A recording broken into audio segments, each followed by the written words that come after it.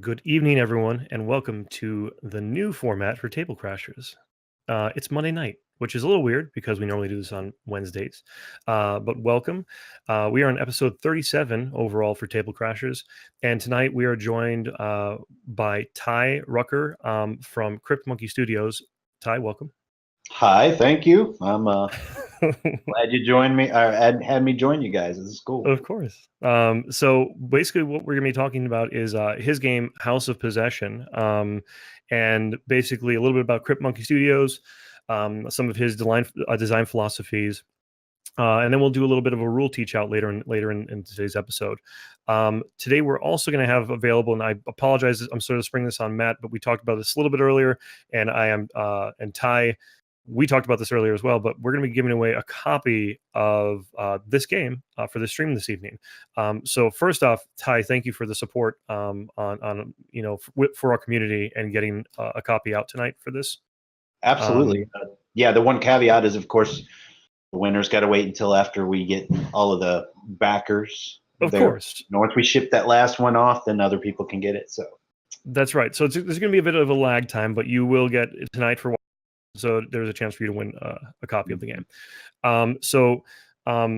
Matt, you can whisper in my ear once you figure out how we're going to do this. If we're going to do a word or however triggers that the giveaway tonight, let me know. Moving on, go ahead, Ty, and tell us a little bit about Crypt Monkey Studios. What is your design philosophy? How'd you guys come about? That kind of fun stuff. Yeah, so what we focus on is the spooky threads. Even the fantasy things that we have planned in the future. We intend to have that little sense of horror in there as well. And we went full bore on our first two games. Our first game was Jack the Ripper. I co-created that with James Paul Goff and John Watson and Anthony Morris, and we wanted to do some kind of a mysterious game, right? So I'm the horror guy. I went straight for the Jack the Ripper. I'm like, we still don't know who he is. And then, of course, House of Possession. It's all about being trapped in this house full of demons that they've kind of made a game out of it. One of you gets to escape, and everybody else is going to be stuck there forever. Just trapped in there. Yeah. So that's pretty much the focus that we have. Is even any comedy or fantasy or sci-fi, it's going to be a little on the darker side. That's just me. I really like the darker stuff. So how does where did the name come from? Crypt Monkey Studios. Well, so going back to Tribes, I don't know if we have anybody that ever played the first person shooter Tribes way back when. Yeah. I mean, come on, who didn't play Tribes? Yeah, my name too. But so going all the way back to, I don't know, 2000, 2001, something like that is when I started playing Tribes, and that was my handle there. Okay. That was back when everything was Silly Monkey and Goofy Monkey, and I don't know, everything was something monkey, right? So I'm gonna be Crypt Monkey because I like the creepy stuff. I'm gonna take the creepy point and then you're gonna hammer it home with Monkey. So there you go. That's awesome. So all of it came out of a handle, a game handle. Yeah. I actually, you know what? I'll throw another anecdotal story because I always throw stuff about my son into some of these interviews and stuff. But basically, my son, he sings the song "Skip to My Lou," but he's subbing the words, and it sounds like this Japanese song he sings. He says "Sisumuru." It's like "Sisumuru by Garten." Is what he sings for the lyrics, and like he'll sit in the backseat of the car, and I'm like, wow, that's awesome. And I was thinking the reason this even comes up is because I was thinking about changing my game handle to that Sisamaru by Garten as my game handle, and I was like, well, people wouldn't like.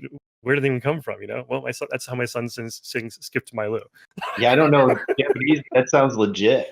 Yeah, isn't it? It's like, but it's just funny because like in the backseat of the car as we're driving down the road, like you just hear like "Sisamaru my Garten," and I'm like, what is this? So I love where the name came from. What is your philosophy as a game producer? Because I mean, you guys obviously have your own designs. What drives you guys beyond hopefully sustaining yourself financially? What is your overall hopes and dreams of what you do? Well, so originally when I was younger, I wanted to be a writer. Mm-hmm. So when I got more involved with games, I realized that this was kind of a new way of storytelling. Yeah. And so again, the creepy stuff, that's what I want to get out there, but it really comes down to telling that story. So, and I know this is going to drive some game designers nuts, but I start with the story. I kind of start with the theme. Yeah. And then I solve mechanics and dynamics and things like that to fit the story. And Yeah.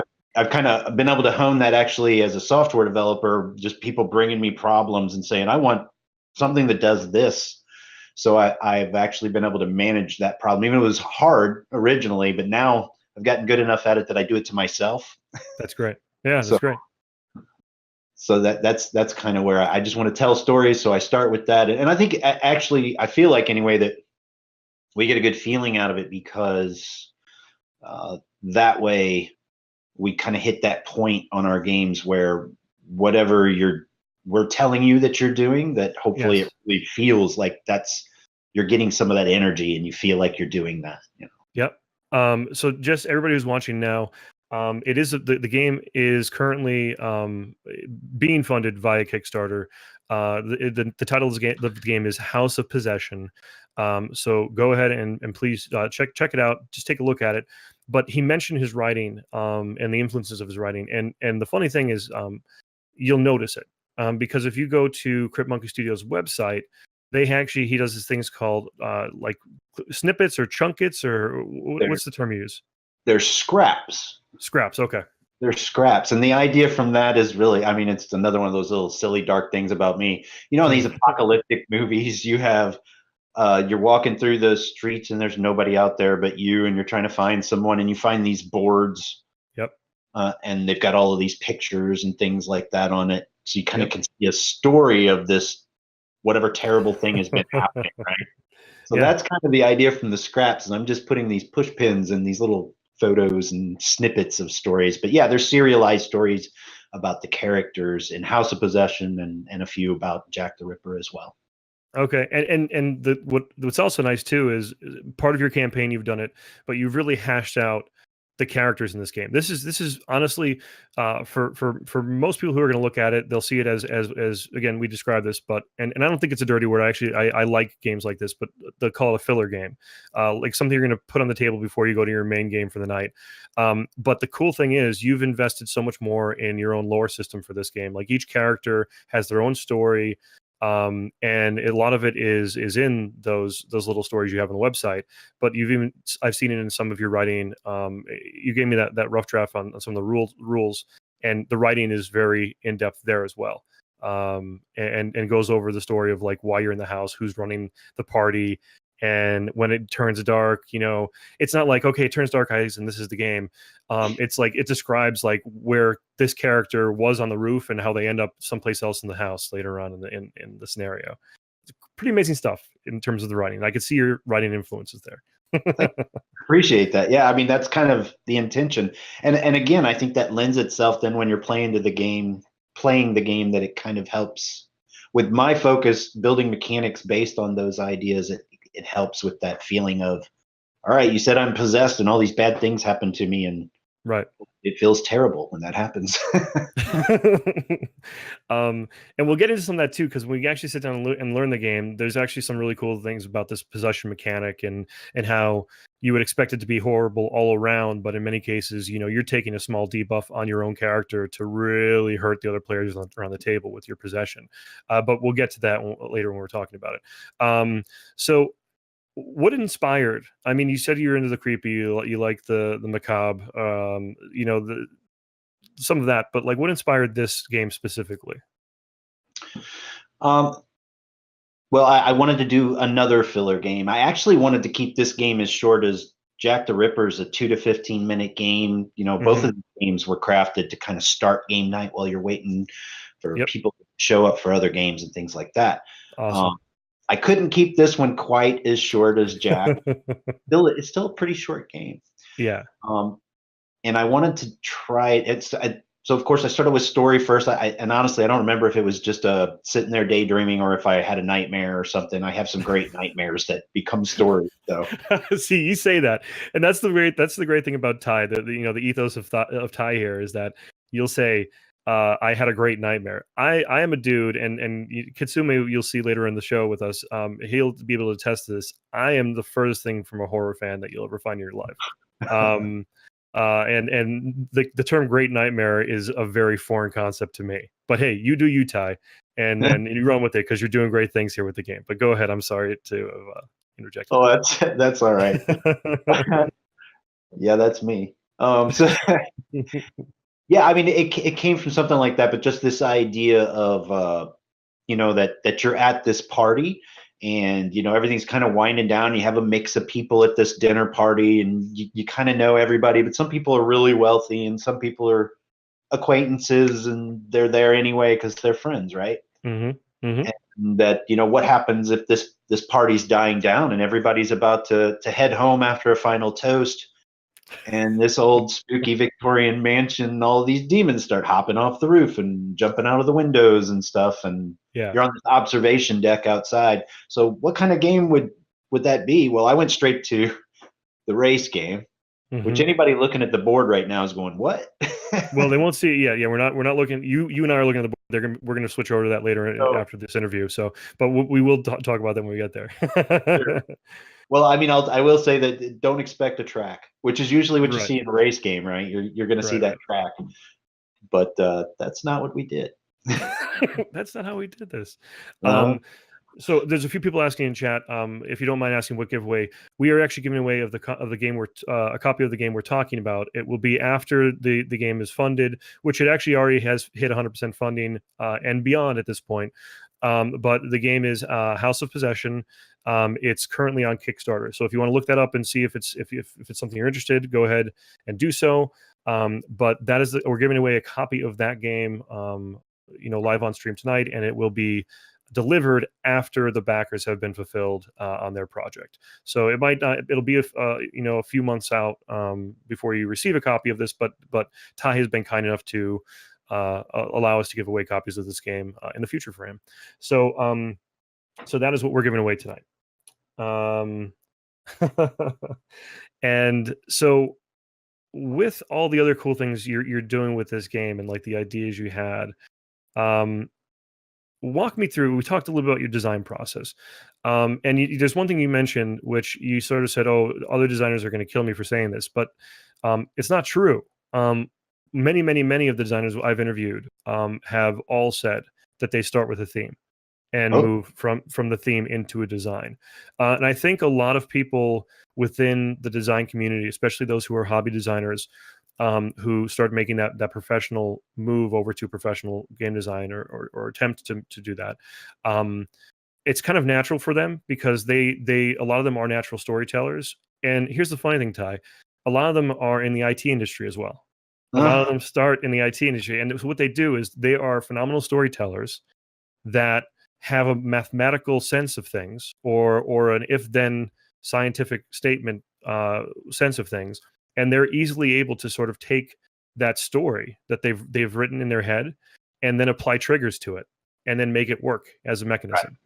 Right. And you see it. You see it countless times. A lot of designers, they come up with these ideas, and then those themes that they start with, they're working on a way to simulate the experience, and do that through game mechanics, so that it's a step beyond. Like you said, in storytelling, you read a story, you experience the story from the perspective of the narrator, whoever that may be. In gaming, you experience the story, and in a way, you're the narrator. Because you're writing your own story as you play through the mechanics and the simulation of doing so.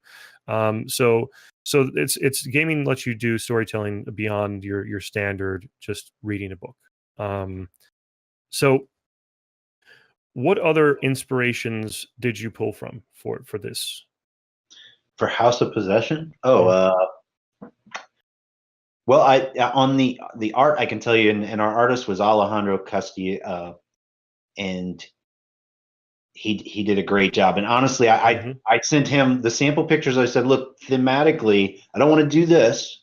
I want to do a new version of this, but I sent him all the way back to like, if you've ever seen the first Creep show, Stephen King's Creep show. Yeah, I did. Was that the one with the slime? Was that the slime one, or was that Tales from the Crypt? No, I I think keep forgetting. that was It was like the second one. I think Creep Show 2 was with it the was like a slime in slime the lake. monster in the lake, Uh-huh. and they couldn't get off like that floating dock, and every time they Uh-huh. tried to like whittle them away. Okay, that was the second Creep show. Got it. Yeah. So I sent him a little bit further back, and one of my favorite stories in that one was, that there's the professors and they go back to the college because the one guy figured out there's this creature in this crate under the stairs. Okay. And they kind of did, I think it was like a comic book style, I guess, where they show the monster and it all goes red behind him and all this stuff. I'm like, okay, look at this. I don't want to do this, but kind of use this as the inspiration as you're theming your colors and your attitude and stuff like that with your art. And I love what you did. Yeah, I love his art too. I mean, I love and again, you see filler games, and a lot of times you'll see, not to really knock anybody else in the industry at this point, or even independent designers, but you'll see some cheaper stuff on some of the card art. And I don't see that in this game. I was actually really kind of floored on some of the design pieces. I think, and again, Kit will be with us later, but we talked about the rocket ship card. And it's just such a cool concept and little design that they did for the art there. Yeah, that is our Kickstarter exclusive card. So it won't be the regular game, but we're going to have everybody that backs it's going to get 5 of those cards. So you can even give them out to your friends to put in their games later on or something like that. Oh, that's a great idea. Because you could really, you should only put 1 of those in your deck, honestly. Now you have the other thing I was going to mention. You partnered with somebody who we've actually had on our show previously, Ben, Dagobah Ben from the I want to say it's Brass Engine, was it? Yep. Thieves Horde, and you're offering 3D miniatures at a $50 upgrade cost to the game. Is that correct? It's $25 add-on. Oh, 20. That's it. $25 add-on. So sorry, you totals the game to 50. In my head, I was like a 50. It's a $25 add-on. So it totals the game to 50, but you get actual 3D miniatures of each of the characters, which are a total of 8 in the game. Right. Is that correct? Which there's actually 8 characters and the haunt token. So there's 9 miniatures. So 9 miniatures for $25 added to the cost of the game. Now the other cool thing is, if you don't want to pay the 25, you've also offered an add-on where if you actually have the capacity to 3D print yourself, they will send you the 3D files to print for $10 added to your pledge. Which is actually a really cool thing, and I don't see that in a lot of Kickstarters. But if you're trying to save a little money and you have the ability to print these, you get these miniatures for a bit of a discount. But I just want to point that out. What's that? If you're overseas, I mean, one of the biggest problems we have with a Kickstarter, I mean, I think hands down the hardest thing with a Kickstarter is trying to get all of that shipping reasonable for everyone, and unfortunately that requires a certain number of backers and things like that. But being able to offer some alternate ways that people can still enjoy the game, right? And you mentioned it, so like because one thing that people may not understand, as an independent designer and creator, you're at the mercy of either coattailing onto a larger manufacturer that has those shipping abilities, or really bargaining any way you can to try to get those costs down. Because if you're shipping or moving tens of thousands of units, you're not going to pay the same amount as somebody who's going to be putting out like a couple hundred or a couple thousand. You know what I mean? Right. And you're at the mercy of some of those rules, and especially, and you mentioned it at one point, this does not include taxes and tariffs, because that's another whole other ball game. And I mean, if something happens where we get a ton of backers between now and then we actually will be able to adjust some things to help out with overseas. But yeah, there's some minimum thresholds to be able to make those more friendly, the global friendly thing. Of course. So that's one thing to keep in mind, and if it disqualifies you from backing a Kickstarter, the creators understand, and it's something that they wish they could do better on. I mean, Ty's with us right now. Ty, how many times do you wish you could just go out, like cover that cost, but you have to make some money on the end. You know what I mean? Yeah. Well, and in some cases, the shipping's so expensive, I still have to be able to print the game, right? So That's very true. Very true. making money would be great. Absolutely. So in terms of your outside of like the inspirations and things like that, when you created Jack the Ripper compared to when you created this game, because Jack the Ripper was your first game that you produced, and that was actually your first time in Kickstarter as well, correct? That's right. Your Yeah. first project. That was definitely the first one that was produced.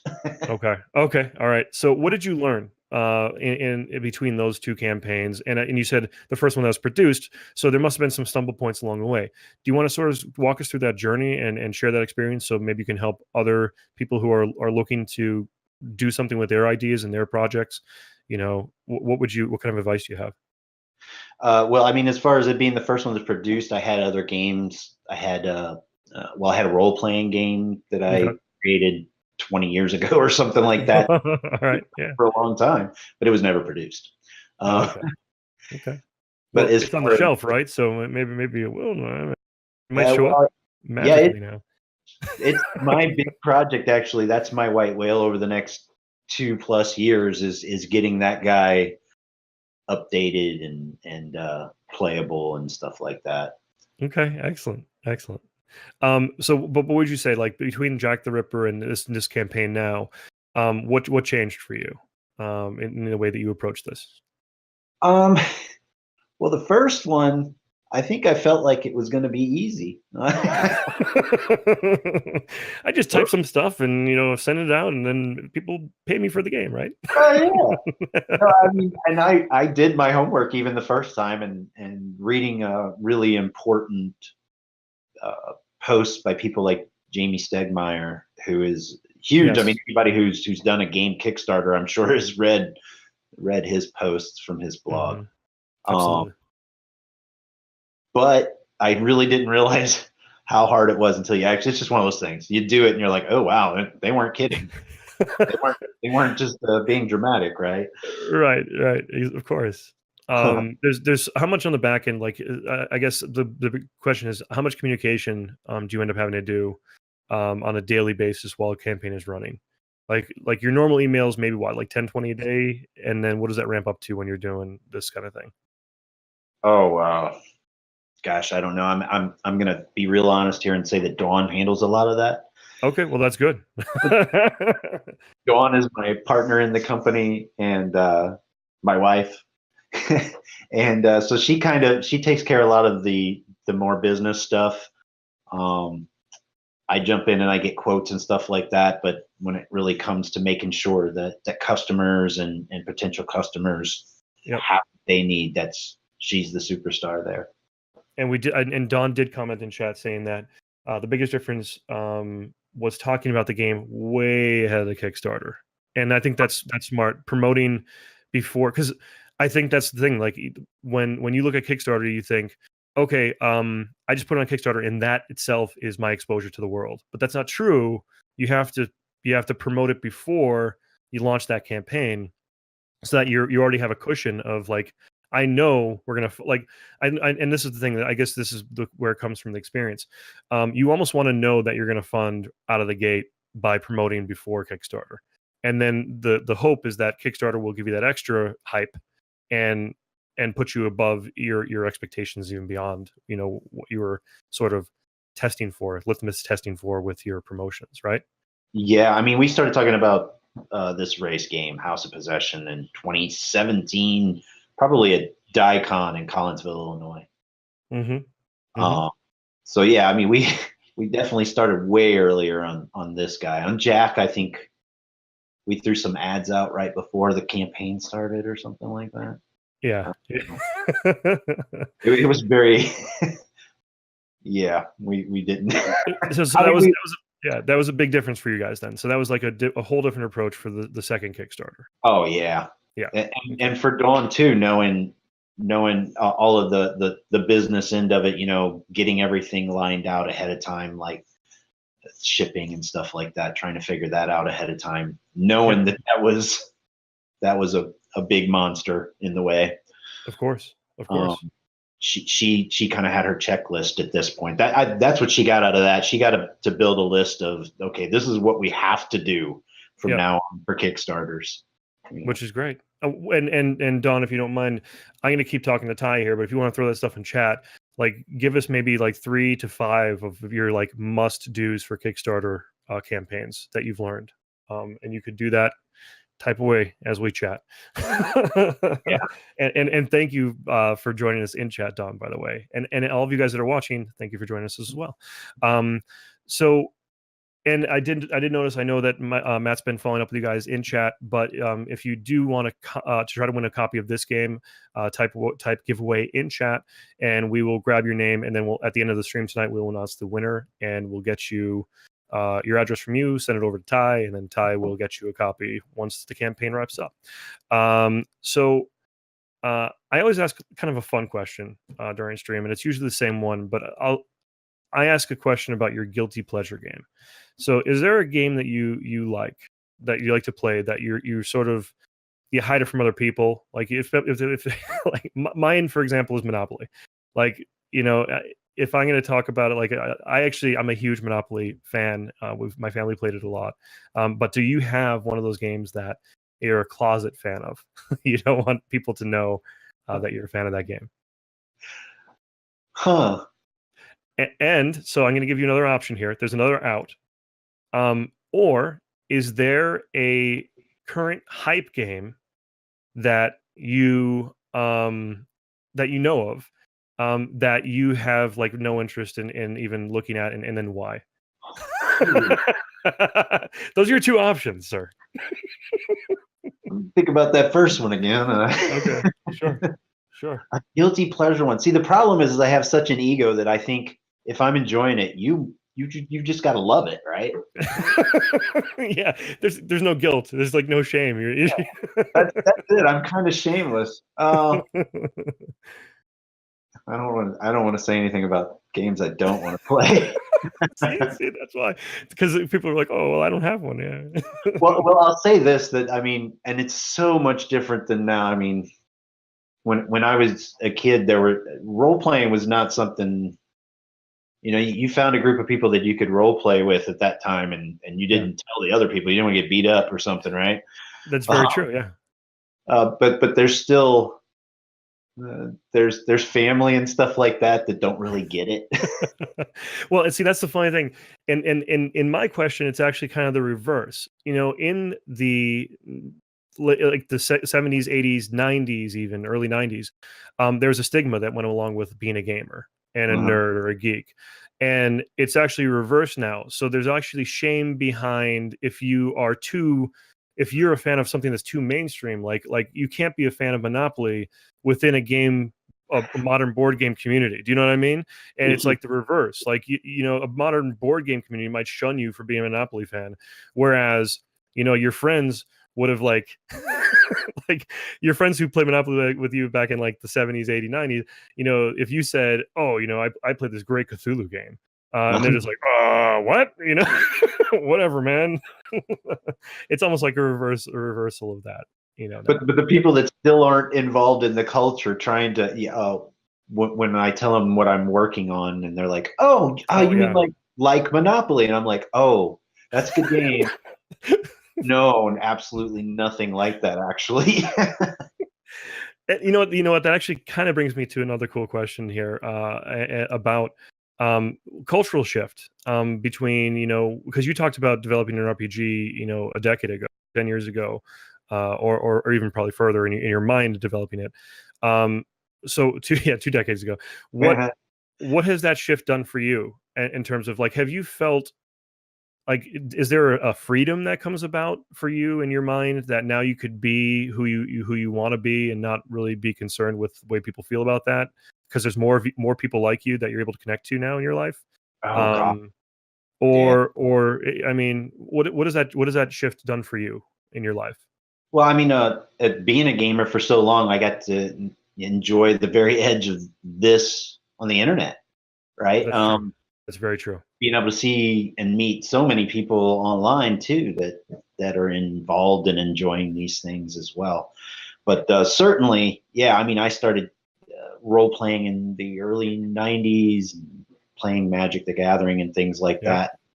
Yep. And obviously, I think Magic did a lot for building a larger community base too, right? It did. But yeah, I mean, what is the last 10 years or whatever with this sort of renaissance that we're going through with tabletop games, which even being a software developer, I love the interaction, you know, the face-to-face. I still like, you know, anonymously sort of shooting you in the face on a video game too, but yeah. But I like being able to sit down and play with other people and having more people that are willing to kind of jump in and do that. Yeah, it just makes it more worth it, especially if they're sitting down to play one of my games. Right. Well, and the thing you mentioned, you know, shooting people in the face with video games, stuff like that. I think that was also, I think, part of the catalyst into this renaissance is, you know, I mentioned it almost every stream, but I think there was that disenfranchised feeling that a lot of our generation had from playing multiplayer games around in the living room, like 007, or even all the way far back to like the original Mario games, and Nintendo multiplayer games. And then, you know, that being ripped away from us with the internet and gaming, because now you're sitting in your room alone, even though you're playing with people, they're not there. There's not that pure, awesome interaction of being able to, like, you know, punch your friend in the shoulder when he's cheating by looking at the other corner of the screen while you're running around. You know what I mean? And we lost a lot of that. And I think a lot of us are trying to get that back with board gaming and role playing in this Renaissance period. I think younger people are jumping in too for pretty much the same reason, that they're just wanting to reattach, you know. Yeah, right. And you're right. I think you know, for so long we've become plugged in, and we're trying to unplug and get into back to the life network, or the live network of people and humanity, rather than the artificial network that's been sort of propped up and created around it. So there's your philosophy for tonight, guys, you know. Well, maybe that's what it is too, is like a cultural balancing. I mean, we still have our fun while we're sitting here at the board game, but we're kind of we get the best of both worlds by joining the game at the table, I think. And that's very true. And, you know, it's one thing that, and, you know, when Matt and I were talking about the new, like where we were with table crashes and stuff and developing it, like I found it really important to make sure we were all on camera so we can actually see each other and have these conversations. Because, you know, just if you were just a disembodied voice and I was interviewing you and we were connecting to the audience, you know, I didn't feel like the connection would be as deep if we weren't, you know, face to face and interacting. And granted, we're not in the same room, but there is that deeper connection through our conversation in this format. I agree, but it really makes me want to learn how to be a ventriloquist at the same time. So why? What do you? I can still be that disembodied voice then. Yeah. So if you're ready, oh, actually, one last thing I want to talk about with you. Any side projects that you have going on, either connected to this House of Possession, or anything else you're working on that you want to promote? Yeah, so it's actually something that I'm not working on, but I'm really appreciative that they're working on it. There's a company called Parlor, and you can find them at parlorgaming.com. Okay. They are working on a new RPG called Retroscape, which is just, it's so much fun. I can't even tell you. It's awesome. this like post-apocalyptic world that's a little bit steampunky. Just, you know, it's a lot of fun. Okay. But in any case, I'll let you guys go check that out. But so what they're doing right now, they're almost done with the game, and they have Patreon, and their Patreon folks get an adventure every month to play the game with that adventure, right? Well, this month they've honored me by the adventure they're putting out is based on House of Possession. Awesome. Which I think is perfect for their October adventure anyway, right? Because it's Halloween and stuff like that. So yeah, if you guys go check them out, check out their Patreon and see what they're up to. If you ever get a chance to play it ahead of time, I think all their testing stuff, you can just go to their website and actually see how to build characters and play and stuff like that through Google Drive. So awesome. Oh, that's great. So it's all done using the Google Drive network. Yeah, straight from their website. It just goes right over there, and they've got their testing documents for anybody that wants to play is there. That's phenomenal. That's phenomenal. Somebody did mention damaged microbe mentioned in the chat. Ty gonna make me tear up. Oh, am I? That's what they that's I don't know. And then Crypt Monkey Studio says I throw worms. I'm not sure what that's in reference to. So there's a lot of things going in chat that I might have missed as we went along here. So I may be lost in myself here. I am gonna actually. What's that, Matt? Okay, I missed a lot of context. I don't know what's happening here. So here's the reality. I'm gonna go ahead and throw it out to the audience while you guys are watching. If you guys have any questions for Ty, while we are doing some of the game teach out here, please go ahead and throw them in chat. Matt, who is our producer, will tell me in my ear, and I'll try to get those questions to Ty as fast as possible. But I think we're gonna go ahead and jump to the table and do a little bit of a teach out for House of Possession for those of you guys who want to see it. So here we go.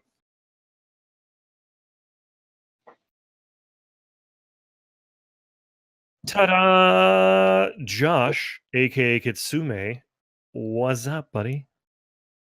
I'm bringing that back, by the way. Oh yeah, there we go. Sure. What? So, kid, how's it going, man? It's going. Did I throw you off there? Did I throw you off there? No. You just. I mean, there's no throwing me off when it's you. So I mean.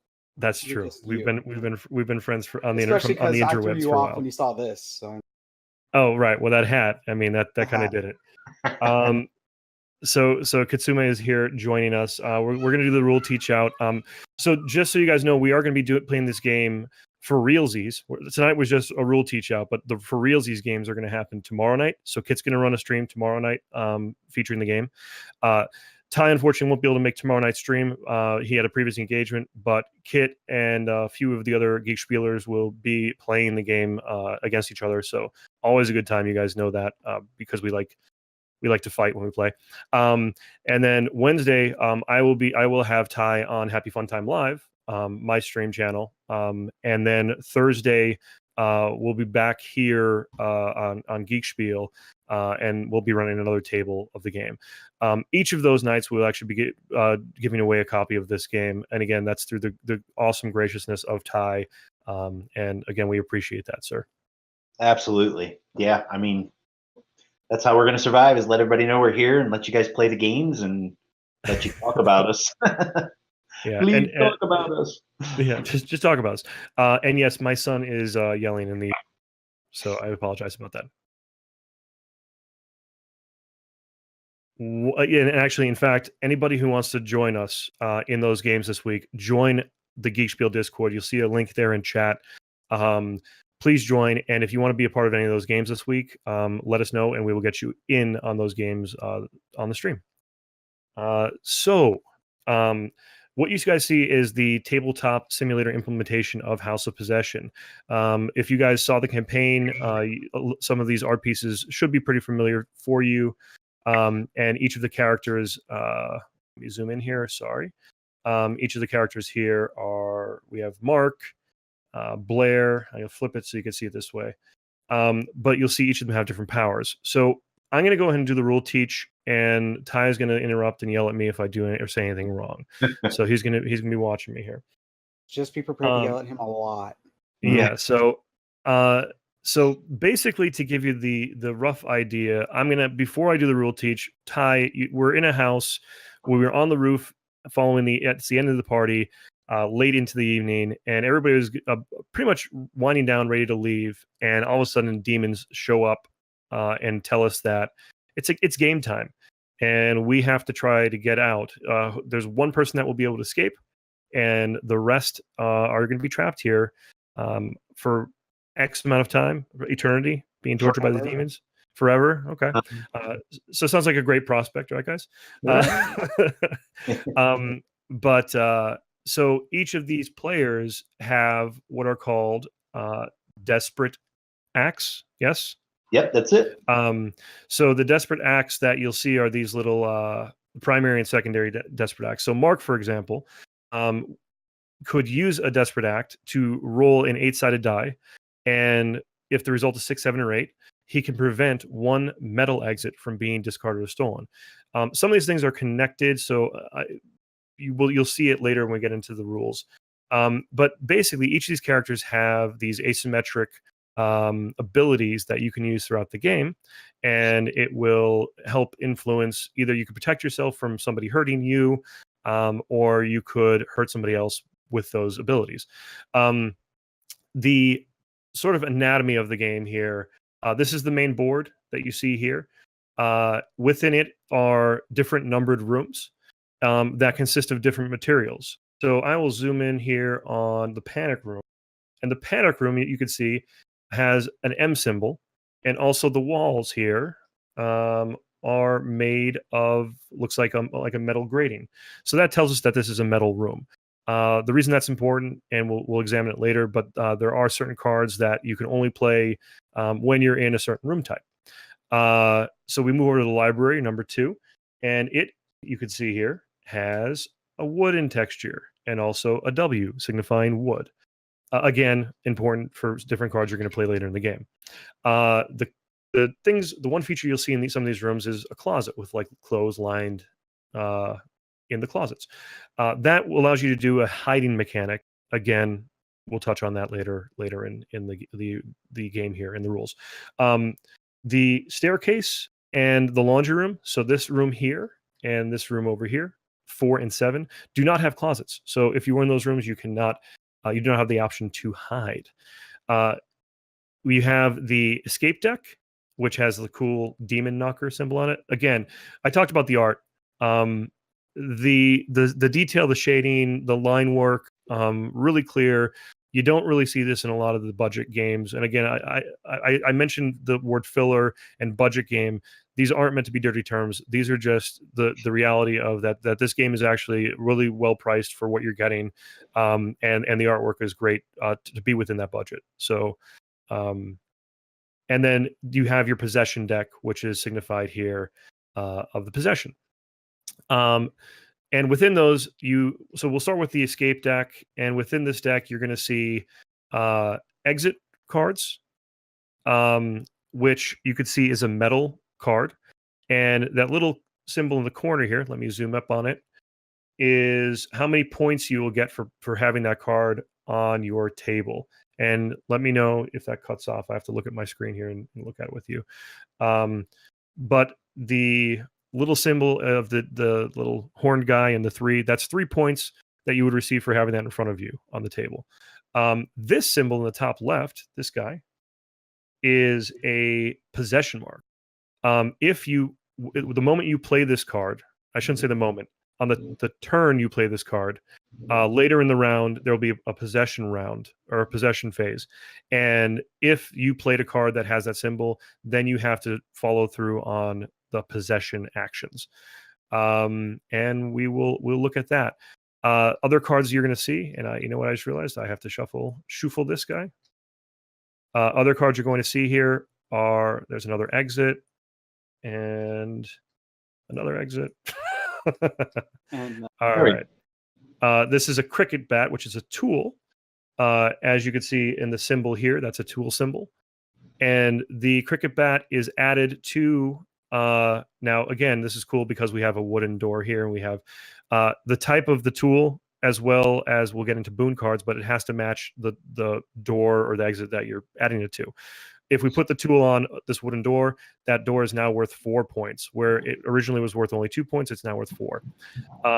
It's a good time to mention the way that you win the game is if at the end of the round, or at the end of your turn, you have 10 points, you win the game. So you're going to have to, you'll see as we go through that sample round. The other thing that you'll see, and let me see if I get what I want here. Maybe there it is. So this is what's referred to as a boon card. I'm going to use the magnifying glass here. The tools and the protection are both boon cards. Okay. Okay, they're both boon cards. I'm sorry. Tools and protections are both boon cards. Protection is that little symbol. It looks like a Gaelic.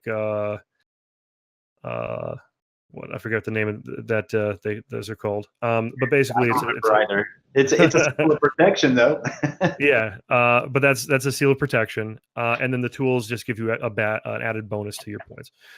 So the ones that the material matters. So this is a metal and wood protection. Once you play the protection card on either a metal exit or a wood exit, that is then protected from actions other players may take against you or the game may take against you for those cards. Really quick question I had for Ty, actually. If somebody targets something with a boon on it, like the holy water, for example, and it's protection, I should say, protection boon, does that protection boon go away, or does it persist if they try to target you? If they try to target the exit, yeah. So if they try to use an action that's going to remove that exit and they point to it, even though it has a boon on it, could they not even point to it and target it, or does basically does that protection go away by anybody taking any actions other than one that says specifically remove a protection from? Yeah, the only way that you're going to get rid of that is either one that specifically says remove a protection boon or remove all boons from an exit. Perfect. Got it. And then that's the anatomy of your exit most part. That's pretty much what you're going to see. You'll see your protection boons, you'll see tools, and you'll see exits themselves. The possession deck. Once we talked about the possession, so that little symbol up here, this guy, this cool little symbol in the corner of the card. Once you play one of those, later in the round, I mentioned there's a possession phase, or during your turn, the possession phase. You will draw one of these cards, and then you will do what the card says. So in the example of this Ashy Puddle Demon, number one, you are possessed. When you become possessed, what immediately happens is you discard any cards you have accrued in your hand. You then, as a second sort of waterfall effect, if anybody else is in the same room as you at that point in time, they will also be forced to discard any cards that they have in their hand because they are freaked out that your head is spinning around and you're projectile vomiting on the walls. So that's the first thing. So when the first thing that happens in this card is you are possessed.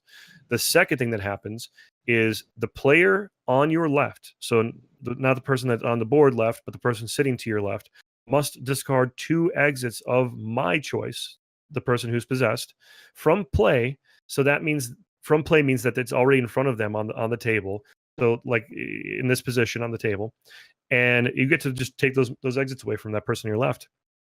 And the person on their left, so the person who's on your left, who's on their left, you get it, must discard 1 exit of my choice as well from play. So it's a nice little cascade that happens when the Ashy Puddle Demon hits the table. Yeah.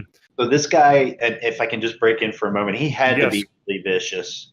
Yes. You mentioned the scraps earlier. He's actually in a couple of the scraps when you read through Blair's scraps. Mm-hmm. He's just standing in the hallway and he can smell her and all these things, but he can't see her, and it's awful. It's pretty disgusting. He's really old and furious, and yeah. Oh, sounds like delightful. So again, check that scrap out on the website so you get to find out more about that Ashy Puddle Demon. So those are kind of the anatomy of the things you're going to see in the game, and I think the best thing to sort of do is we'll look at a round. The deck that's off to the right here in this tabletop simulator module are Sin cards. The Sin cards aren't really introduced until everybody has a grasp of the game, and if you want a longer game. They basically throw in a bunch of actions and things that will happen into the spoke of the game's wheels and just like prolong the game, but in a fun way. Like if you have a group of friends that really enjoy take that mechanics, and just like you did what to me situations in a game. So me. That's when you introduce these Sin cards, and there's 4. How many are actually in the game at this moment in time? Because there's 14 in this pile here. At the moment, I think we have 6 in the game, and we're releasing out the rest of those as we can reach those stretch goals. Yeah. So the cards that you're going to see in this deck, in the tabletop module, aren't technically all the ones that are going to be available unless people go out and support the project and get the stretch goals for more cards added. But you can see some of these: the Voodoo Dolls, the Shrunken Heads, DB Cooper's Glasses. The Necronomicon was actually unlocked already, correct? That's correct. So you could see discard all the boons from the target, metal exit. So you could just see like these sin cards are just super powerful, like really mess with your friends type of cards. I won't go into those yet. We could sort of touch on those later in the stream if we have an opportunity to do so.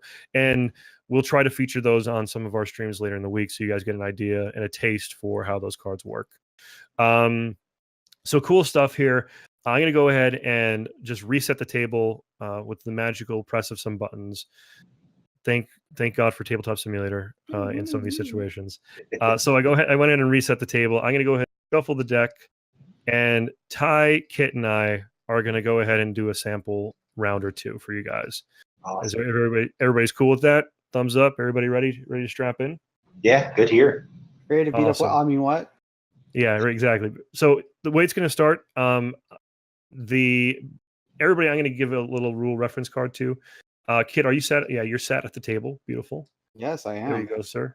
I'm going to give each of us a hiding token. And the hiding token, I talked about the hiding mechanic inside the closet. You'll see that as we go through in the game here.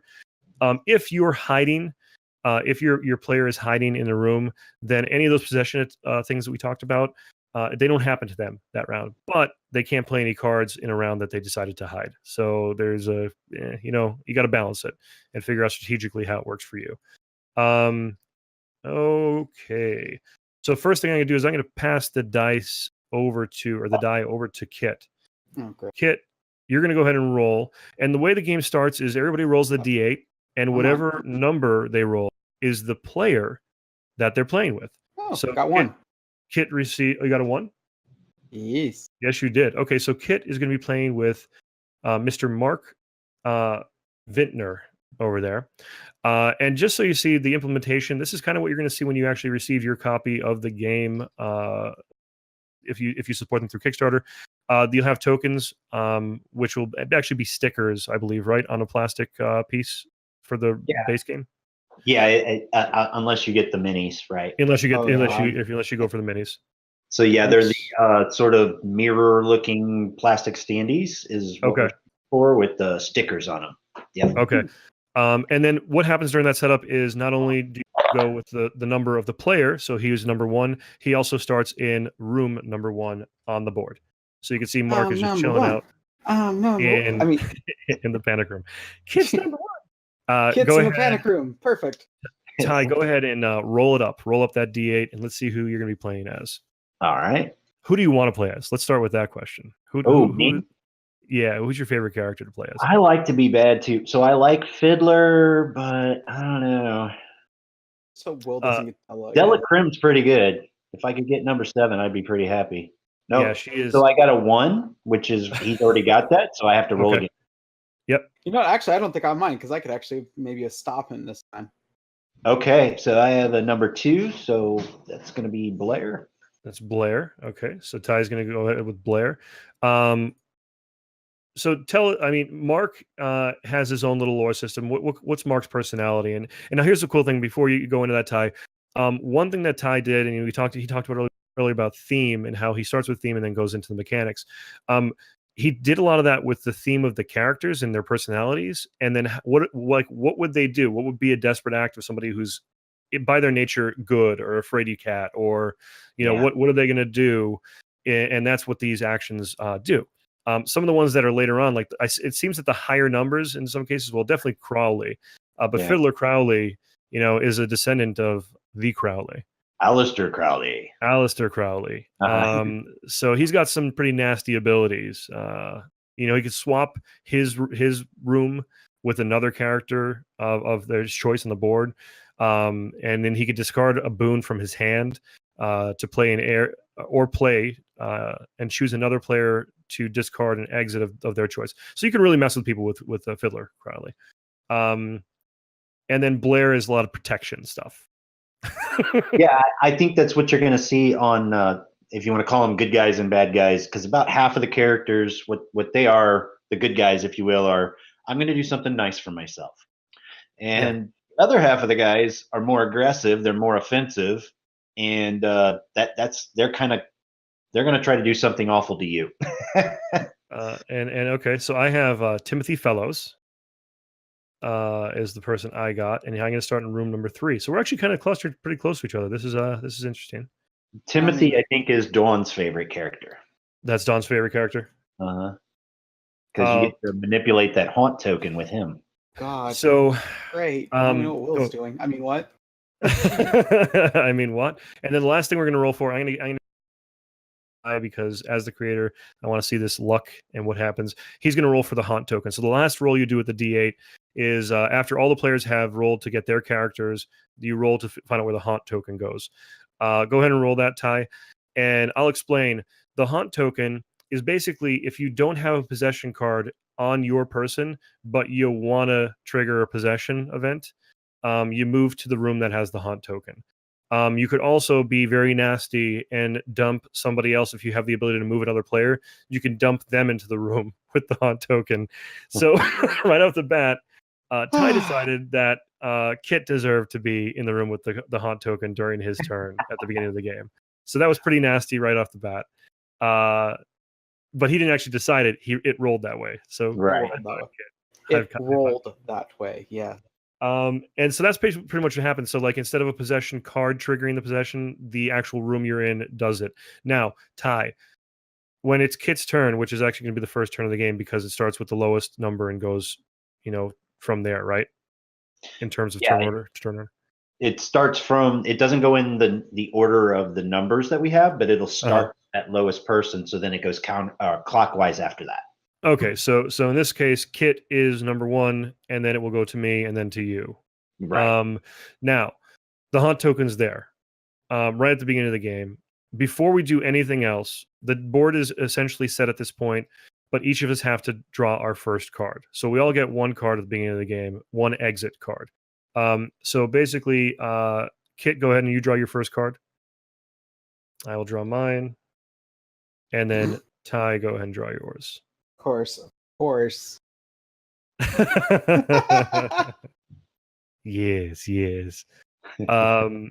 So we all have each of us have our cards. And then what's going to happen is now the beginning of the game starts and the turn phases are as listed. So I have this card in front of me to show you guys.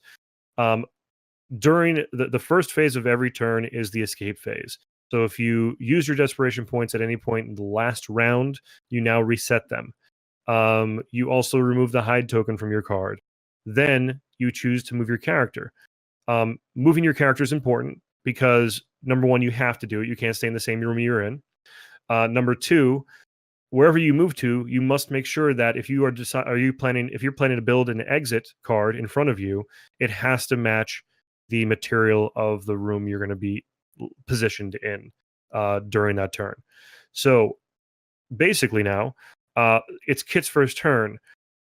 Here's what's interesting. The token's there. So he starts his turn with the token there. What happens, Ty? Nothing is going to happen actually because you have to land in the room after the token's already there. Now the one exception, of course, is the little nasty desperate act that you have, which is the ability to move the haunt token.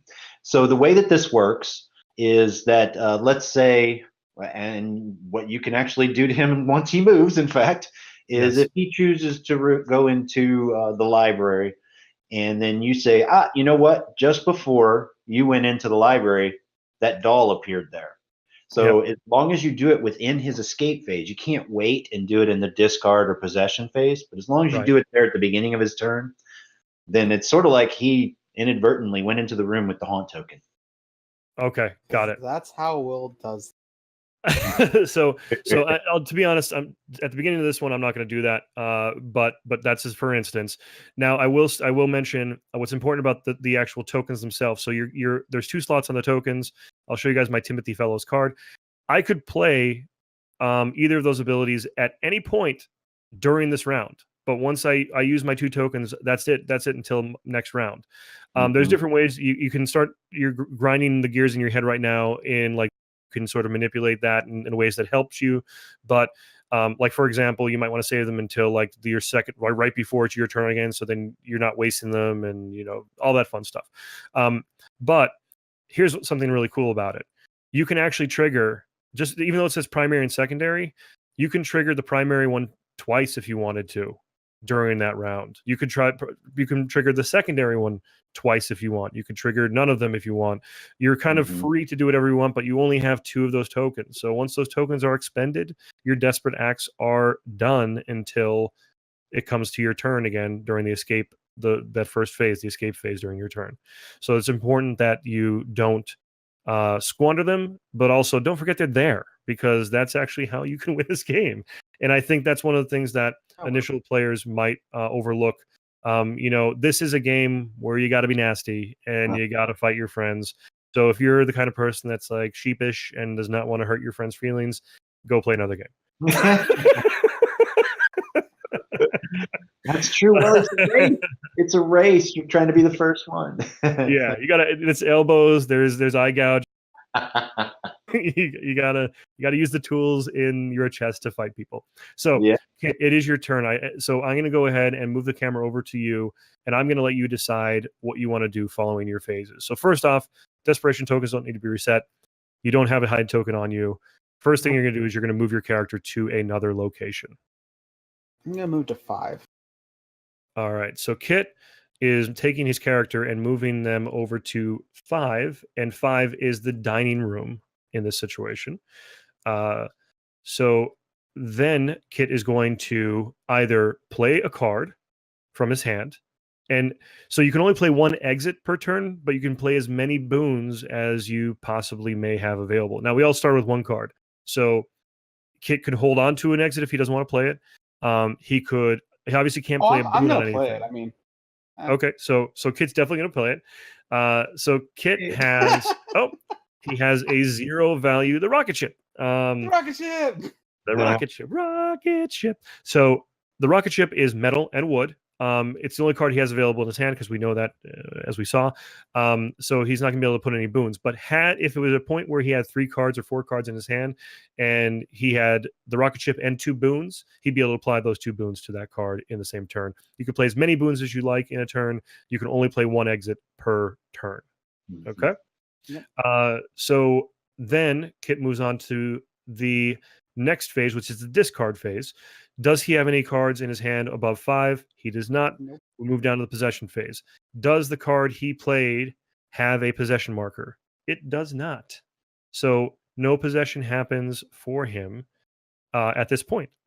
Then we move on to the last part, which is the draw phase. And here's a really cool mechanic. And I talked to Ty about this when he taught me the game, but you don't see this happen a lot. But at the end of every single player's turn during a round, in each round, everybody draws 1 card. So Kit's going to draw a card first, then I'm going to draw a card, then Ty's going to draw a card. And that happens every turn. So that means that the sweat, the beads of sweat form on your brow. After you just played your last desperation token, and there's 3 more people to go till the end of this round. Did you make the right decision? You don't know.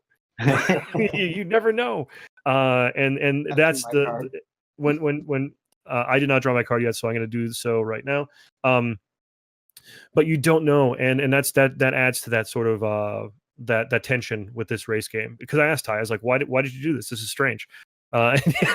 He's like, because I wanted that urgency, and I wanted that feeling that like your friends' hands are building and building and building, and you have to figure out the pressure's there to mitigate, a 6 player or a person with like 5 cards in their hand or 4 cards, and keeping and retaining like a 4 player or 5 player rotation.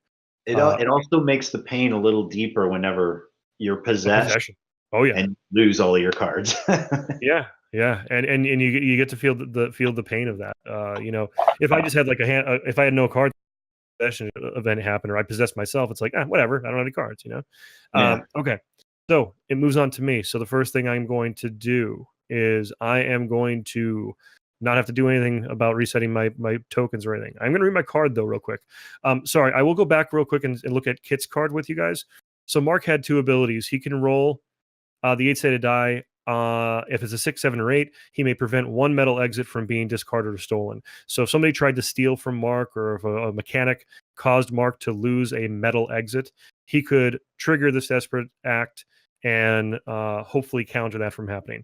The second ability is discard 1 metal exit from your hand or play, and I love that, I'll tell you why in a little bit, and you'll see it probably. But you get to remove a metal exit from the hand or play to roll on the inside a die, and then he moves that character to the room number that matches the roll. And then over on my board over here, my guy, he does some pokey things. I can move the haunt token to a room of my choice, and then my second one is discard a metal boon from play, from my play area, and draw a card from the escape deck. So that gives me extra card draw if I'm trying to go for like a special combo. So right off the bat, let's take a look at my situation. Good. I have to move my character. So you guys can see out in chat land that I really don't have many options. I guess sort of I do. I get, this is a good question for you, Ty. Do I have to attach a boon? Does the room just have to be that material, or do I have to be in that room material that matches the boon as well? So you do not have. It doesn't matter what room you're in as far as playing boons goes. Okay, got it. Just the exits. Any of them, as long as they attach to that material. Got it. I'm going to go ahead and head over to the master bedroom, which is 6. Now, movement. There's no rolling for movement. You just choose a room in the building and you go. There's no restrictions. You could do whatever you want. Now, the funny thing is, if you're like planning to rock a possession on your turn, you can try to go into another player's room and then trigger that possession before they have a moment to get out of it. So there's actually some really interesting lines of strategy that you'll see sort of develop as you learn the game. But for right now, we're gonna stay pretty peaceful. I'm moving to room number 6, which is the master bedroom. Let me zoom in there. Master bedroom. It is made out of wood, so I'm gonna play my rocket ship. All right. And I'm going to go ahead and I'm going to protect my rocket ship because I love my rocket ship. Nice. I'm going to protect it so nobody can hurt my rocket ship. Nobody can take it away from me. The demons, they ignore it. It's got to remember my prayers. So at that point, I am then going to move on to discard phase, which I'm not going to discard anything. There is no possession because I don't play anything that requires a possession. And it goes to the draw phase. So I will start by drawing a card for myself. Tai will draw his card, and Kitsume will draw his card. And play passes over to Tai. Okay. So this has been very nice so far. You got to mix it up a little bit. This turn evil. I, on the other hand, have a nifty card that I really want to throw out there. Ooh. Ooh. I mean, what could happen? So I am going to move. I'm just gonna do this right now and just not see this happening. Apparently, I'm going to move Blair into this metal room, the panic room. Nice. And what we're going to do is, I was about to play my card, but we actually have to stop, right? We do have to stop. So this is probably the most hairy thing in the entire game, because everything else has this rhythm to it. And then you land in the room with the haunt token and the rhythm's all broken for a moment. So my turn stops. The next thing I'll do when I come back is play cards, hopefully. But first, we're immediately, because I could lose all my cards. We're immediately going to flip over a possession event. And I'm the active player. Oops, let me take the whole deck. I have all the cards. Here, put it back. Let me make sure. Do we make sure we shuffle that? Yeah, did you shuffle that? I swear I did, but I think you did. I'll double check. Yeah, I shuffled it. Okay. Shuffle it again. Okay, so it's an Ashy Puddle Demon. Yay! So much for that card I really wanted to play. Exactly. So I have to discard all of my cards first of all. Because you're possessed. Yep. You can actually you don't have to flip them. You can just drop it. It'll actually flip it automatically because I did that for you.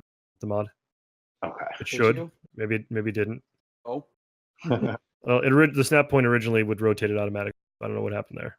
I think if you drop it now on top of that one, it will. But yeah, got okay. it. Good. Oops. That's fine. There you go. Yeah. Hey, that's a beautiful thing. Mm-hmm. So I was trying to be mean. It kind of backfired on me. but there's a second part to that card. So that the first part is always who's going to be possessed, if anyone.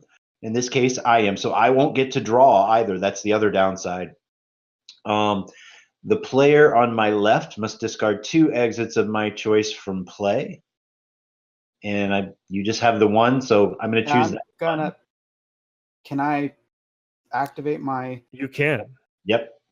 Yeah, can. I want to activate my Desperation Act. And real quick, Ty mentioned something that I think I forgot to mention earlier. If you are possessed, you cannot draw a card at the end of the turn. So now, does that possession last the entire round as well? So like each of these, when it goes back to Kit's turn, you can't draw until it comes back around to you again, or is it only during that turn? It is only during that turn. Yeah. So you saved your card. Ship. Yay. So yeah, once the turn is over, people that are possessed are no longer possessed for the next turn. Okay, and we're using the terms turn and round. Round means when it comes back around to you again, that period in between. Turn means at the end of your actions, your turn. So make sure that at the end of any turn, you're no longer possessed. So you don't get to draw during that turn, but then every other turn after that during the round, you still could draw a card. It's just you're penalized for that one turn. That's it. But you're in a race, so it kind of hurts. It does hurt. It is painful. Yeah. And then Will has that protection on his, right? He has the protection, so this possession event can't affect his one card there. Fizzle, fizzle. Fizzle, fizzle, fizzle, fizzle. It looks like it didn't affect us at all. It did not. Ouch. Ty's like, okay, so it passes then to Kit, and Kit starts off by resetting his desperation tokens. To the draw phase for us? Oh, no, sorry, the draw phase. We're still in this turn, so wait. What we would do, so I don't have a card to play, right? Sorry, yeah. What I can still do now that we've resolved that, now that I've kind of put myself in this bad position, what I'm going to do is for my escape, because when you play your escape phase, you're either going to play cards or you're going to hide. I'm going to go ahead and hide. Got it. And what that's going to do for me is the rest of this round, I can't be affected by possession events or character abilities. And then I can draw whenever you guys' turn is ending. I can draw off of your turns and kind of protect my hand. Okay, and so to reiterate that, just to back up one moment, I forgot that he triggered this the haunt token, and because he triggered the haunt token, it's separate from his turn and all that possession stuff that happened. He's still possessed, so he won't be able to draw a card at the end of the round, but he never took his card play action, so he's using the second option, which is hiding in the closet in that room, which protects him until his next round. So, like, if I did something that would cause him to lose a card draw or something, then it's not going to affect him now because he's hiding. Very good play, Ty. Very good. And now it doesn't solve the fact that I'm still possessed for this turn, so I still don't get to draw, but at least on your turns, I'll be able to. Protected, correct. Okay. So now you guys can draw, but I cannot. Right. So Ty doesn't get to draw, and so it goes to Kit, and then I draw a card, a single card. And then play passes to Kitsume. So and this will refresh then, correct? Yes. So at again, if we look at the phases, Kitsume, the first thing he's going to do is reset his desperation points. Then if he has the hide token on, he's going to remove it, but he does not. Now he moves his character and does what he wants to do. Right now, 6. For those of you watching, if you guys have any questions for Ty, go ahead and ask them. I will try to watch them, but I'm also trying to do the round play here. So,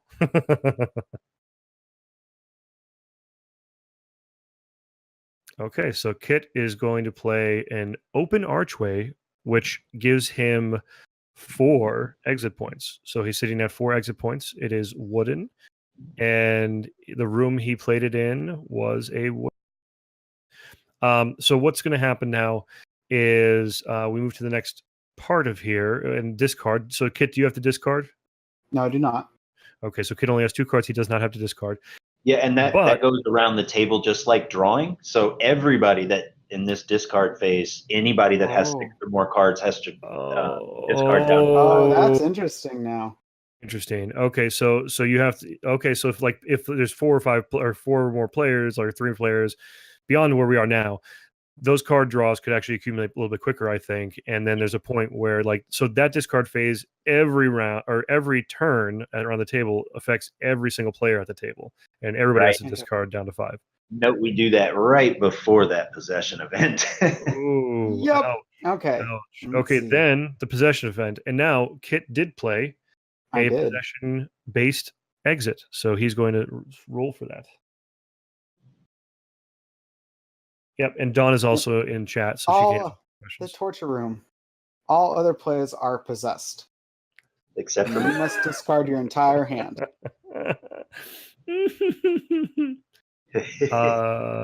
Yeah, great. Okay, so I discard my hand. Does that mean I have discarded too, or is it No, just? that's all other players. So Oh, not thank you, goodness. and not me, just because I happen to be hiding right. You don't have a Yeah. hand. Yeah, so And it's then, me. True as well. It's me, and I'm possessed, which also means I don't get to draw at the end of. I'm so sorry, Will. But now you also have to But- discard your Broken entire. Nah. And then I draw, right? Why would you draw? Well, what's the All other players. Right, but so the first thing you have to do is the second part of Oh. that is you have to discard your Yeah. entire hand what I was torture? Room's asking. torture. Yeah, okay. because you're being tortured in that other room. Oh, that's fine. I only had another rocket I ship. love the blue demon who's like really getting his rocks off on the fact that you're gonna be dragged into that room. Like he's so pumped that the red demon is pulling you in there. Look at him. Now. It's time for some fun. Okay, Kit, stop that laugh right now. Oh yeah, I forgot. Oh, that was fun. When I should All right. do that. So Okay. The good news is because you weren't possessed, even though the possession event took all your cards, you still get to draw. Yay! yes, and I do not get to draw because I'm possessed, but Ty does get to draw. It's the one thing you get to do while you're hiding. Well, yeah, you get to draw. It's draw a card. You get to draw, and then That's my turn. that is the end of Kitsume's turn. I Okay. forgot how much that laugh scared you. It's something else. That's the best way to put it. So the first thing that's going to happen is desperation points need to be reset. I'm okay. Remove hide token. Move my character. So moving my character. Where am I? Oh, there I am. I was like, Will, are you lost? I'm going to go to room number 2, and I'm going to go. I don't have a card to play because they were removed from my person by that possession event. So I'm going to go ahead and put myself in the closet over here. I'm going to hide. I'm going to go hide in the library. I'm just going to put it right there. So I'm hiding, and no weird events happen. Nothing crazy happens. Because I didn't really play a card. So it goes to the draw phase at the end. First discard, actually. So we're going to ask, anybody have anything they have to discard? Nope. No. No possession event. And then I draw a single card. Then Ty draws a card. And you can see Ty is now accumulating some cards. So things are happening on his board. And now, essentially, my turn fizzled because of how badly that possession hurt me during Kit's turn. Having to get rid of all my cards was painful. And the other thing happens, right? I wish I gotten that during our game last time. That would have been so fun. The other thing I'm going to do is I do have to move this hiding. So when I'm hiding now, I cannot use any of my desperate acts until my next time around. Hiding stops me from being able to do that. Go ahead, Ty. Okay, so I don't have any points to replenish, but I will take my hide token off. And then... There you go. Come out of the closet. Yeah, I'm going to move here. Now, I have a quick question. Yes. Is it only one person per room? No. No, but it is one person per closet. So if we were both in this room and you were hiding, I would not be able to hide because only one person can hide in the closet. I saw this smile on Kid's face, and I think that's exactly what he was thinking. Because I thought about yeah, that would be kind of funny if two people were in the same closet. I mean, the exception would be then. Yeah. Yeah. The other thing I will announce too is I believe this tabletop simulator module is currently set for private, but after tonight's stream, I'm going to go ahead and set it for public so that everybody who's watching and anybody wants to try this game can go ahead and do so. Sound good, Ty? I'm sorry, you kind of broke up there. Okay, I apologize. I said I'm going to set this to public following the stream tonight, so people can now try the game out there in Gameland. That is fine. It's going to be sometime this week where I have a better draft of the rules out there. Right now, it's kind of it's rough. The rules are kind of rough, but you guys can sort of use the play session tonight as a litmus. And if you want to watch us like what we're doing here, you can use that to sort of apply it to trying the game for yourself. And then Ty is working on cleaning up the rules to get you at least a decent, still a rough draft, but a decent rough draft so that you guys can play along with the tabletop simulator module. But yeah, so that way you get the whole try before you buy scenario there. But I mean, honestly, I really think a lot of people are going to fall in love with the simple mechanics and also that whole gotcha fun stuff that we're doing. Okay, so Ty, I'm sorry, you played Holy Water on first. You played the clumsily boarded window, and then you put a protection boon on their Holy Water. So now you are sitting at 3 points. So I am at 0 points. Yay! You are 3, and Kitsume is at 4. So did you pass to Kit? I have not drawn yet. I don't have a possession event. I don't think anybody needs to discard, right? Okay. No, nobody has to discard. All right, so I'll draw. And I'm done. Oh, and I have to draw because I'm no longer possessed. Thank God. And again, that's the nice thing about hiding in these situations. At least it lets you build up. I mean, I was able to play both of these cards right away, so that was nice. Correct. Yes. Yep.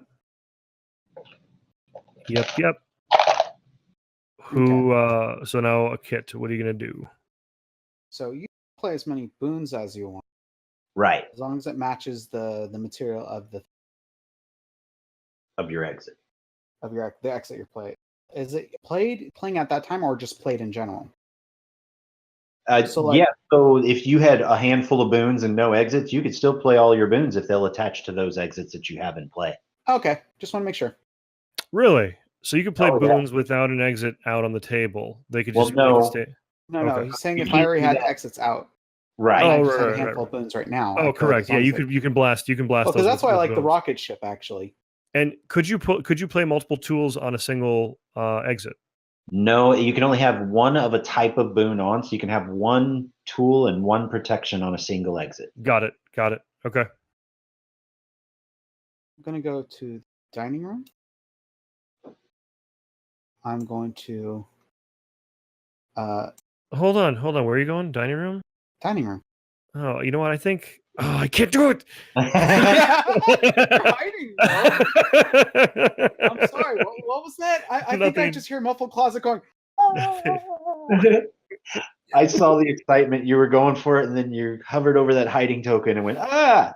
I'm hiding. I know. That's why I was so happy. That's kind of. That's why we did the hiding tokens too. Smart. We would just go in the closet, right? But then we sort of would accidentally cheat because we'd be in the closet where nothing bad could happen to us, and we'd just be slinging our desperate acts out there. Because you forget. You do forget. Okay, so I can't do anything. Go ahead, Kit. Resolve whatever you're doing. Play the Iron Garden Gate. Again, if anybody's just joining us, this is House of Possession, currently available, at least currently on Kickstarter. It went to 100% funding. It's beyond 100% funding at this point. Anything else that you throw to it right now is going to get you some delicious stretch goals. Some add-ons are really great. Instead of these little tokens you see on the table, there are going to be full miniatures of the characters that are available at $25. So base game 25, miniatures added another 25, so bringing it up to 50. And then if you want to save some money on shipping on the back end, and you have availability of a 3D printer, especially if you're international from the States, it's a $10 add-on beyond the 25. So a $35 price point gets you the files for the 3D printing, and you could 3D print those on your own, still giving you a deluxeified version of the game, right, Ty? That's right. And we actually are doing, I think it's a $7 tier for a digital version of the game. So you could do digital version of the game and the digital files to print out the minis. Oh, print and play and everything of that stuff. And do the print and play. Yeah. That's actually, great. Okay. Back when it was like on that 48-hour initial launch, I remember I backed it like way back then. Yeah. I was like, oh, this looks like fun. I'm so getting in on this. Okay, so I played. Yeah, so you did that, and then the other thing I was going to mention, please, if you're here and you want to chat with us after the stream, join the Geeks Geekspiel Discord. Also, Ty, you have a Crypt Monkey Studios Discord. There should be a link available on your website, which is cryptmonkeystudios.com. That's our corporate site. If you want to know about the games, cryptmonkeygames.com.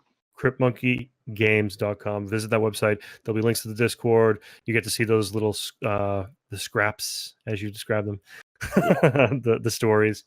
So check that out as well.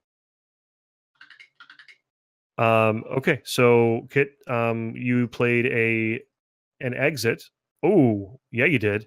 Yeah, Kit played an iron gate, which is worth 4 exit points. He also threw a candle protection on it and a screwdriver.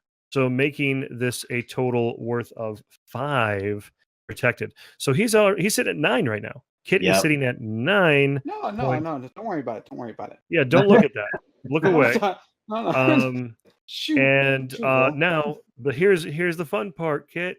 Yay! Yep. So discard phase first. Is there anything that anybody has to discard? Nobody has to discard. So then it goes to possession. So Kit's going to go ahead and draw a possession card. Let's see what kind of funny thing happens here. Whoa. Banshee's Wail. All players are possessed. Except for me, because I'm hiding. All players must discard 1 exit from play. Except for me, because I'm hiding. You're protected too anyway. Yep. Both of our exits are protected, so I'm assuming you're probably going to get rid of the rocket ship. Yeah, that's why I have the rocket ship out there. That was fodder. All right.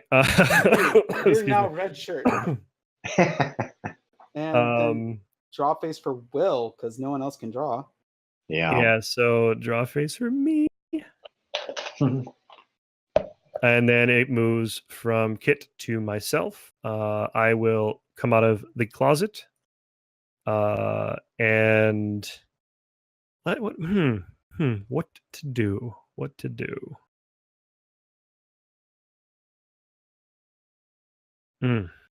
Interesting. I think I want to hide in the closet again. I'm going to go ahead and play the copper banded pocket door. And I'm going to place a candle of protection on that door. So we'll stack this so he could just have all the protections, and I got it. That's what it was. Yeah, before the game, I made sure that I had everything. Kid, get out of here, you nut. I'm also going to use my second desperate act and discard. No, I am not going to do that. Scratch that. I was going to say, discard really? Scratch that. And then I'm possession. Oh, sorry, discard. Nobody has any discard, right? No issues there. No, we're out of card. Possession does not happen because I didn't play anything to require that. And then draw. So I will draw. Then Ty will draw. And then Kit will draw. Do we draw when we were possessed? No. So your possession ends at the end of your turn. Oh, so okay, I think whatever the turn that triggered the possession resolves, you're back into clear again. It's just a lot of like crazy people running around this house. Like it's like I'm possessed. I'm not. Or am I? No. I mean, I'm the sane one here.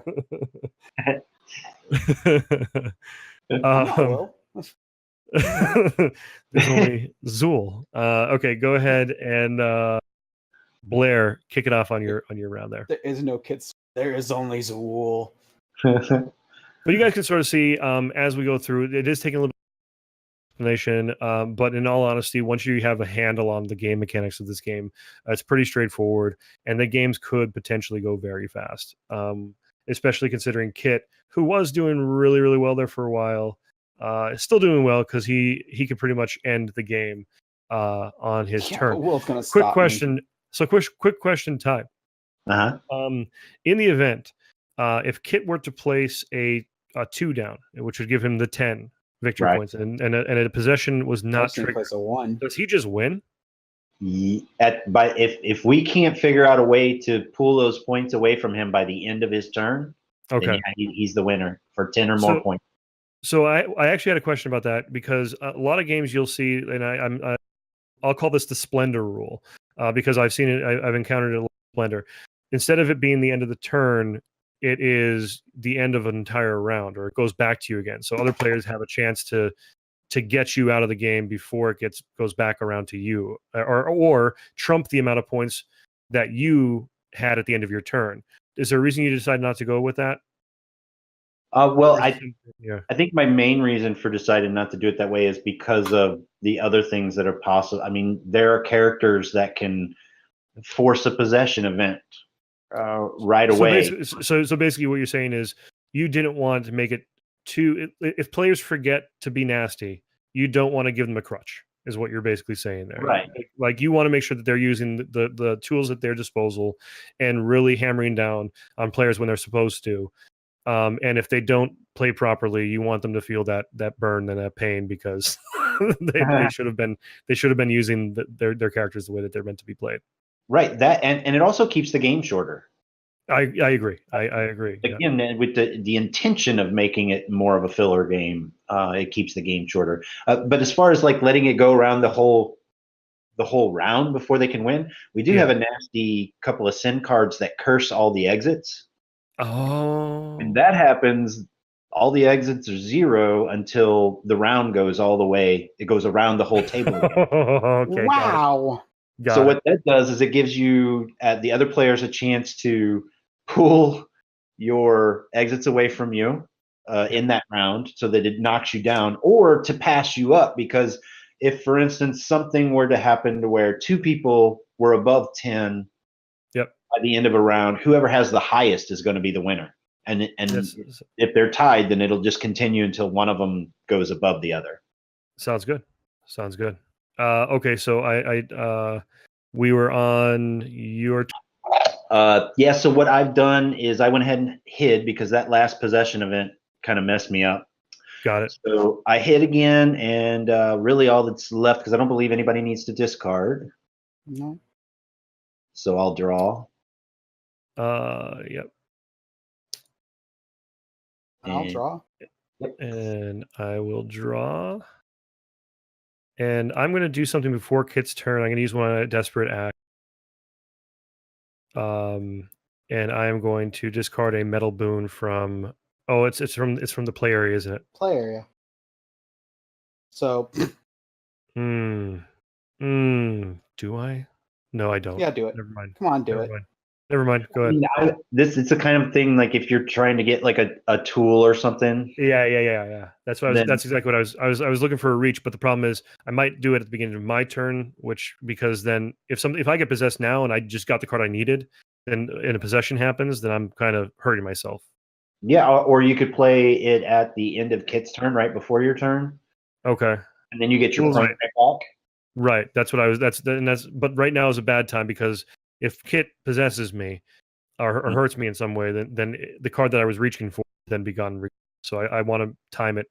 I promise I'm not going to hurt you with. And it could be better to maybe one strategy is to wait until you have more points, so that, because you're not going to get more than 3 on a tool anyway. That's true. So if you're trying to use it for the win, you might want to wait. But yeah, okay. There we go. Great advice there from the creator. Okay. Who got his butt handed to him this weekend at a con? There you go. I'm gonna go to 3. Okay, Kid is moving to 3. Okay. But you know what?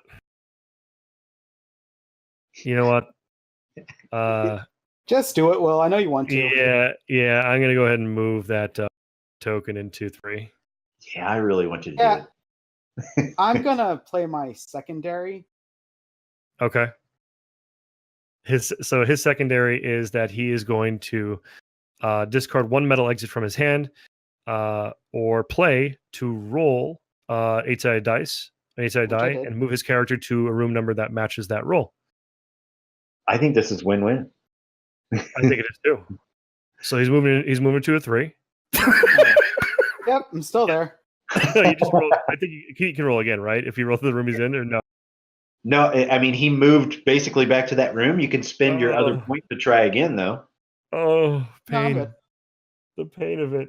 Okay, so then, like you said, it creates this little time bubble, and what immediately happens now is Kit has to trigger possession event. Is that correct?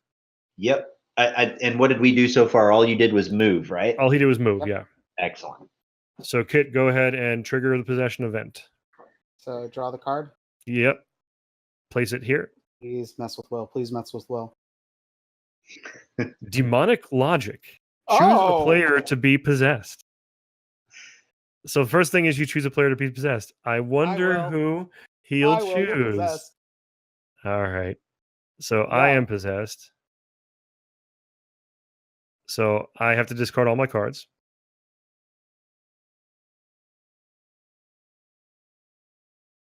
And then the second part of that, choose the library, the panic room, or the kitchen. Players in the chosen room must discard all of their boons in play that share a material with the room's influence. Oh, Where am I? you're in the library. I'm in the library. Now, where am I? I'm in the smoking room.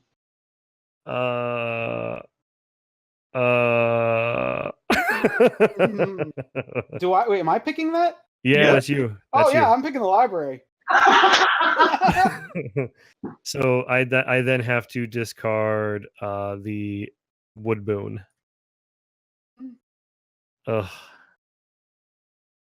Oh, that was fun. That was fun. Oh man, I shouldn't have Because I possessed haven't him. done anything. Why did I possess him? Why did you decide to be mean to me? Well, but so now you do have you actually were possessed though, I believe. No, he wasn't, because this No, I made me was be not. possessed. Why I'm so angry right now. I'm going so into angry. hiding now. Oh. Little closet there. So how's that karma feel, by the way? Phenomenal. Go ahead and draw your card. You're And I don't get to draw a card because I'm possessed. Ty, draw your card. Enjoy it. Suck it up. Oh man, you It can't was like declare the- secondary action either now. It was like the sound of the doors on that spaceship in Hitchhiker's Guide just now. I got a card. Okay, and then I will go ahead and essentially do nothing. I'm not going to hide either. But I have to move still. Hide. I still have to move. It. So Dawn has some exciting news. I really, really don't. My Mac died, so I'm no longer exciting. in. Her computer was possessed and it kicked her from Twitch. Very good. Very good. Well, thank you for the time that you did spend in chat. Appreciate it, Dawn. Yeah, sorry. I am going to just move to the panic room, and then that's all I'm going to do. Go ahead, and take your turn. Move it over to. Oh, I'm sorry. Don't you draw? I do draw one, and you guys each draw.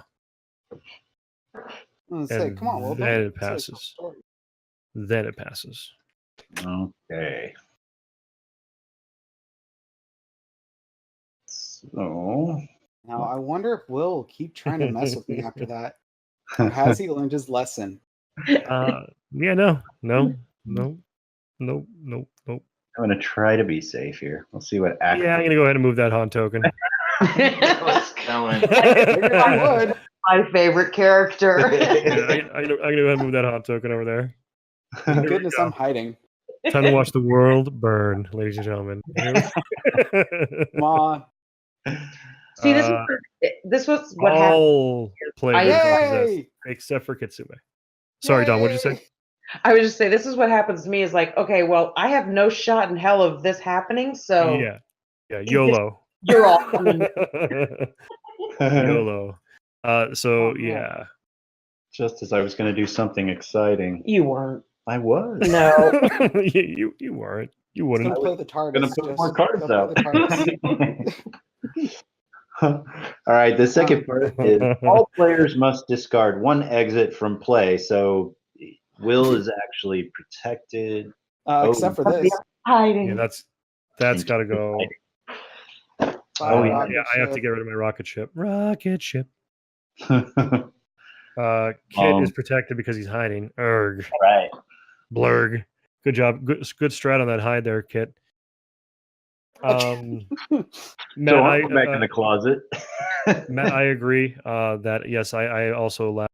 And I'm near tears when the scene with the whale, the falling whale monologue in Hitchhiker's Guide. Okay.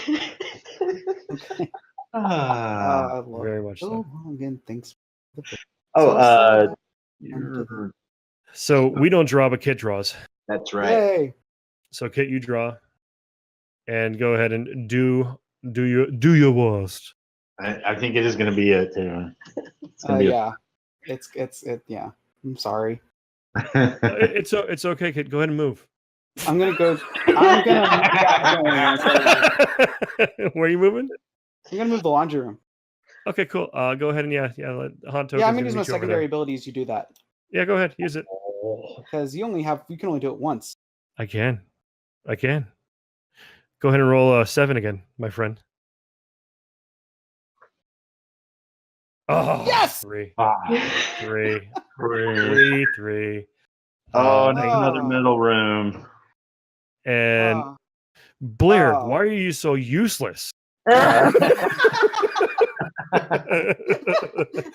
Yeah, gonna play this floor.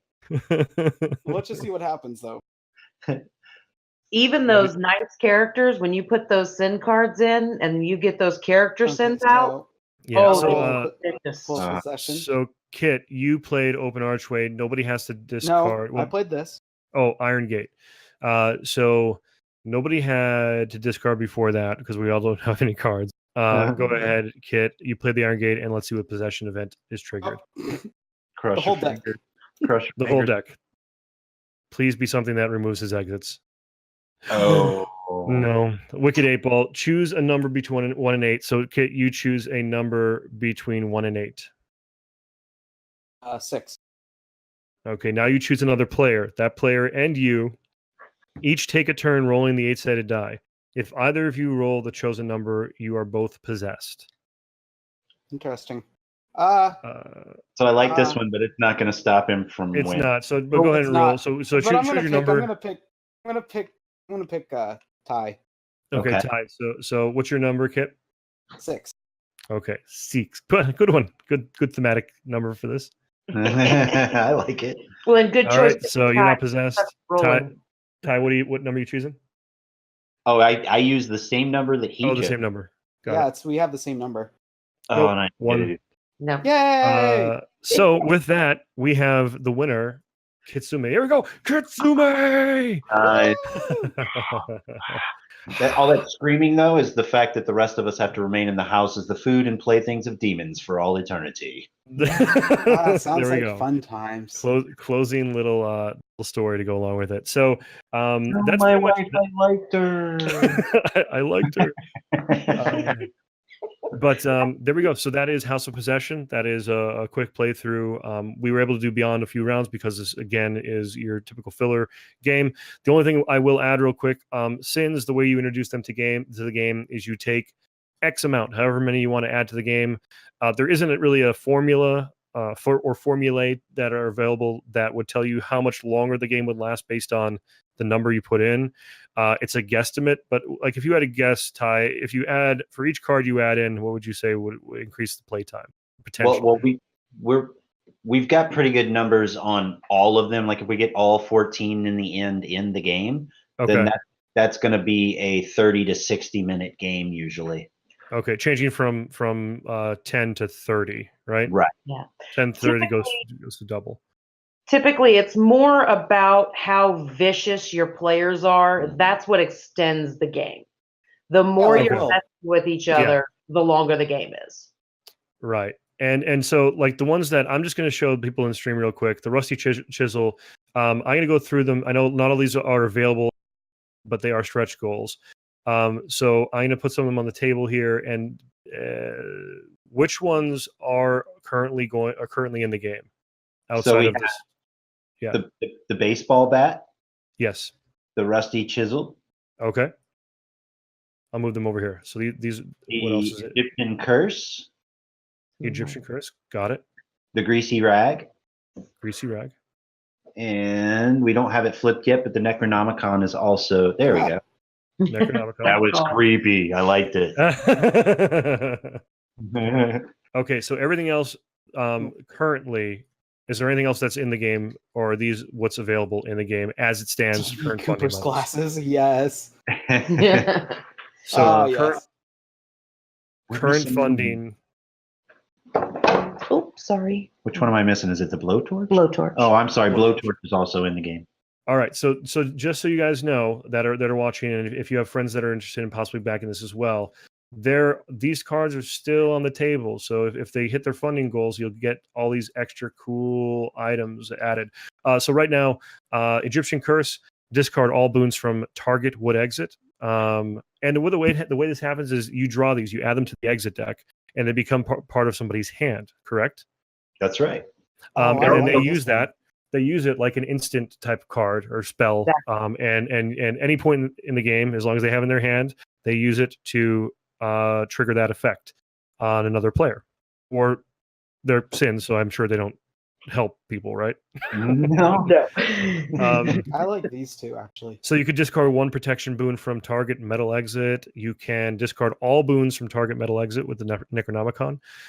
You can discard one protection boon from target wood exit, and you can discard a tool boon from target wood exit with the blowtorch. Some of these really cool ones they're basically on the back burner based on funding levels. Doppelganger's Eye. Spend 2 desperation points. Swap characters with another player. What? The other player may replenish any spent desperation points. That's insane. That's for the rest of the game? Yes, and at one of those other cards is actually attaches to, or two of them attached to your character. So Okay. at one point we were playing, and Ty had attached one of those abilities to his character, and then I swapped characters, and that ability came with the character. Oh, The Escape Artist Key, attach to your character card. Spend 2 desperation points. Use 1 desperate act from any player's character. Oh, yeah, I like that one. It's Shrunken Head, curse target metal exit until the start of the exit owner's next turn. While cursed, treat the exit as if it had no boons attached to it. Brutal. Dark Rites, you may immediately draw a possession. Brutal. Cooper's Glasses, attached to your character card. Spend 2 desperation points. Steal an exit from another player area. And that's what I took from him. Wow. Now, and that's the other thing too. So if like these are both in, like you said, DB Cooper's Glasses are attached to a character card. So if you play Doppelganger's Eye in response to that, you'd steal that anything attached to that character's card as well, like the Correct. sins. Yeah, it moves with it. Wow. Voodoo Doll, spend 2 desperation points. Curse all exits in play until the start of the next turn. While cursed, all exits provide 0 exit points. Also brutal. Evil Eye, curse target would exit until the start of the exit owner's next turn. While cursed, treat that exit as if it had no boons attached to it. And then finally, Faithless Actions. If you are possessed, choose another player to be possessed instead. This player cannot already be possessed. Oh, wow. Okay, pretty brutal. But these are on the these are not available yet. If you guys go out and help them with funding levels, it will increase the potential of getting these cards. There's multiple ways to, if you already are funding them and you are on the fence or on the edge of going to like the miniature or level, know that extra money in the campaign will also help toward these goals of unlocking the extra cards. Ty, thank you so much for being a guest on the show with us tonight. Really appreciate it. Yeah, thank you. I mean, we had fun hanging out with you guys and playing with you and Kit. Yep. That was cool. And before anybody leaves, Matt is going to give me the name of the winner. Throw it up in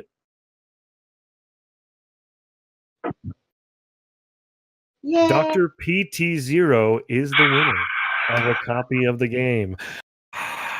Congratulations, Doctor. Please, please, please get your information. You can whisper it to Geekspiel on Twitch, or join. The better way is to join our Discord and at Geekspiel your information. And then we will get that to Ty and Dawn. Yeah, congratulations. That's awesome. So congratulations. If you're no longer with us, that's okay. We will still try to get that information for you and from you. And yeah, Dr. PT0's curse is broken. He was saying early in the stream, I think, that he wasn't going to win. And so. Oh, that's great. That's awesome. Don, remember, there's if you didn't win tonight, that we're doing multiple. Yeah, so very, very true. So tomorrow, and again, I'm gonna, before we wrap up for the evening, Kit. I'm gonna say, Kit, thank you for joining me tonight. That was awesome. I had a great time. Hat, trust me. It was a lucky cabin hat. I'm not thrilled that Kit won, but it's okay. You know what? You may not be thrilled, but I'm ecstatic, especially after last week. Yeah, I'm sure you are. I'm sure you are. Yeah, and I guess so. People that are watching now.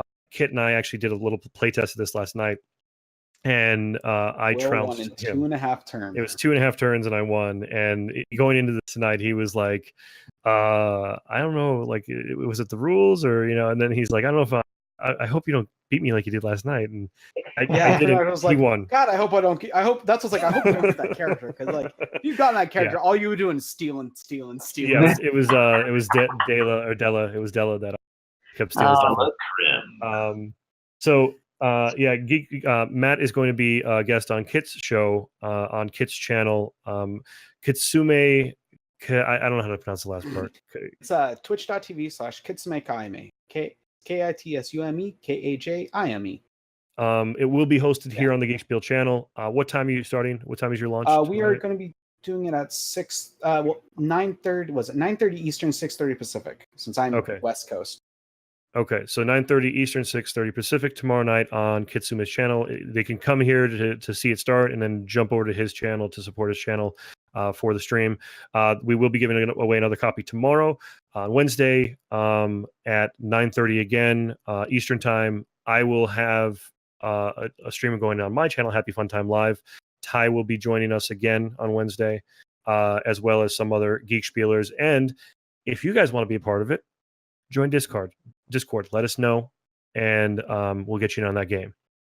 And I think that's it for this evening. Does anything else you want to add, anybody, before we go for the night?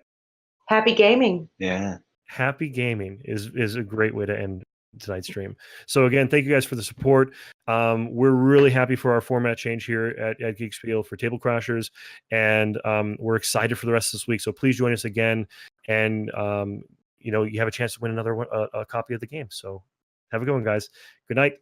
See you later. Night. Bye. See ya.